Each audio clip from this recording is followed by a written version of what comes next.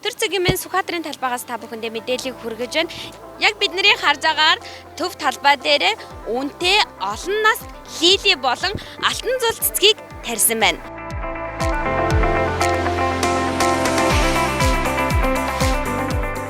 Энэ онд нийслэлийн 9 дүүрэг ирээсэн байршилд 15 нэр зүйлийн 1.5 сая цэцэг тарихаар төлөвлөсөн байна.